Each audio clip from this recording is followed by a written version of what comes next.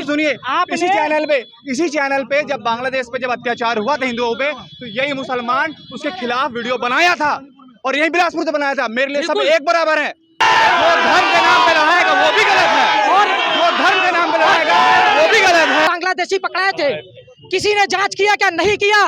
तो ये सरकार की ही जिम्मेदारी नहीं, ये सेना और पुलिस की जिम्मेदारी नहीं।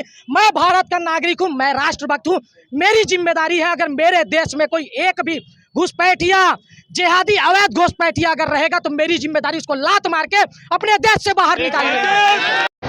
नमस्कार, मेरा नाम शेख आरिफ है, आप देख रहे हैं डेली टुडे न्यूज़। ये है बिलासपुर का कलेक्टेड ऑफिस। ये जो लोग हैं ये हिंदू भाई हैं, ये आए हैं जो बांग्लादेश में जो हिंदुओं पे जो अत्याचार हो रहा है उसके खिलाफ विरोध प्रदर्शन करने ये कलेक्टर को ज्ञापन देने आए हैं। हमारे साथ कुछ लोग हैं। क्या ऐसा पड़ गया था कि आप लोग कलेक्टेड ऑफिस आए ज्ञापन देने के लिए?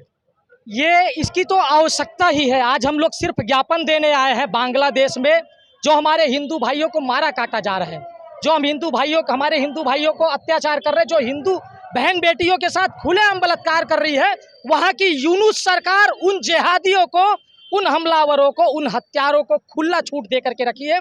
वहाँ की सरकार सेना को खुला छूट दे करके रखी है कि हिंदुओं की ऐसी तैसी कर डालो। तो बांग्लादेश के हिंदू खामोश है।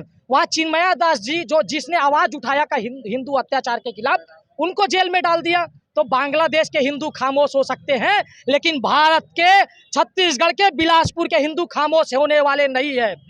आज हम शांति प्रिय तरीके से रैली निकाल करके कलेक्टर महोदय को ज्ञापन दिए हैं राष्ट्रपति के नाम, और हमने चेताया है कि बांग्लादेश में हिंदू नरसंहार बंद नहीं हुआ तो भारत के बिलासपुर के छत्तीसगढ़ के हिंदू चुप नहीं बैठने वाले। बांग्लादेश चुप नहीं बैठने वाले का मतलब क्या है?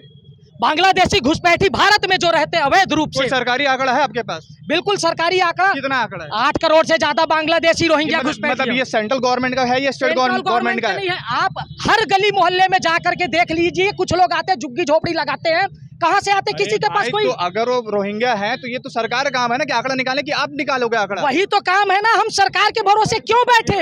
एक मिनट अवैध घुसपैठिया है तो ये जो आंकड़ा ये सरकार निकालेगा। आप खुद एक वकील है तो ये सरकार निकालेगा ना, आप और मैं तो निकालेंगे नहीं। भाई साहब, आपको मैं बोलना चाहता हूँ, सब काम सरकार नहीं करेगी। हमारा देश है, हमारा घर है, हमारी जिम्मेदारी है। तो आप चिन्हित कैसे करोगे? कि ये बांग्लादेशी मुस्लिम? अरे बहुत सारे लोग बिलासपुर भारत में अवैध रूप से घुस रहे हैं। आप देखिए, अवैध रूप से उनको बसाया जा रहा है। यहाँ पैन कार्ड, आधार कार्ड, राशन कार्ड बना के दिया जा रहा है। और सरकार में बैठे कुछ लोग, अब देखो वो कोई भी सरकार हो, सरकार में बैठे कुछ लोग जो पैसे के लालच में, शासन में बैठे कुछ लोग जो इनको राशन कार्ड बना के देते हैं। आप कुछ दिन पहले देख लीजिए, थाने में बांग्लादेशी पकड़ाए थे, किसी ने जांच किया क्या? नहीं किया। तो ये सरकार की ही जिम्मेदारी नहीं, ये सेना और पुलिस की जिम्मेदारी नहीं। मैं भारत का नागरिक हूँ, मैं राष्ट्रभक्त हूँ, मेरी जिम्मेदारी है। अगर मेरे देश में कोई एक भी घुसपैठिया, जिहादी, अवैध घुसपैठिया अगर रहेगा तो मेरी जिम्मेदारी उसको लात मार के अपने देश से बाहर निकालनी। एक सेकंड, नारेबाजी बाद में। सवाल है। हो गया। आप लोग करते रहिए नारेबाजी। मेरा सवाल है, मणिपुर 1.5 साल से जल रहा है ना? आपको सरकारी आंकड़ा पता है कि कितने लोगों की मृत्यु हुई वहाँ पर? मणिपुर को सरकार कितने लोगों की मृत्यु हुई और कितने लोग स्थापित हुए हैं? सिर्फ क्यों वहाँ पर हिंदू नहीं हुए? वहाँ पर हिंदू नहीं कर रहे हैं? मणिपुर क्यों बता रहे हैं आप? भारत के बाहर है क्या? गोपाल मिश्रा की हत्या हुई आपने बोला, तो जुनैद की बात कर रहे हैं? आप जुनैद की बात कर रहे हैं? आप धर्म के नाम पे बंटवारा मत करो। नहीं, बिल्कुल नहीं। अगर आप भाई साहब, अगर आप पड़ जाएगा, मैं सवाल कर रहा हूँ, ये बोल रहे हैं भाई साहब, एक मिनट। सवाल, मेरा कहने का मतलब है, अगर देश में कहीं पर भी, किसी भी देश में अगर किसी जाति धर्म पे अगर कुछ होता है तो उसके लिए आवाज उठाना चाहिए। पर सवाल तो ये भी है ना, अगर हमारे देश में अगर मणिपुर 1.5 साल से जल रहा है और मई 2024 का आंकड़ा है कि 221 लोगों की जाने गई हैं और 60,000 लोग वहां से हटे गए हैं, तो ये भी तो चिंता का विषय है। उसके लिए सरकार को आप लोगों ने कितना नारेबाजी किया, कितना ज्ञापन दिया सरकार को? सरकार को ज्ञापन देते रहते, विपक्ष तो बैठे हुए ना। विपक्ष किस लिए बैठा है इस देश में? विपक्ष सिर्फ हिंदू मरेंगे तो विपक्ष खामोश मुंह में दही जमा के बैठ जाएगा।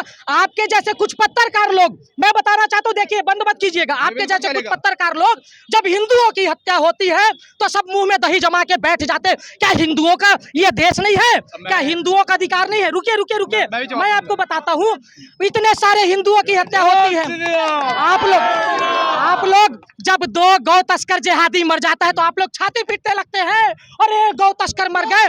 लेकिन रुक जाओ, कोई गौ रक्षक भाई, कोई सनातनी भाई गौ रक्षा करते हुए जब मरता है तो कोई पत्रकार उनके घर तक क्यों नहीं जाता?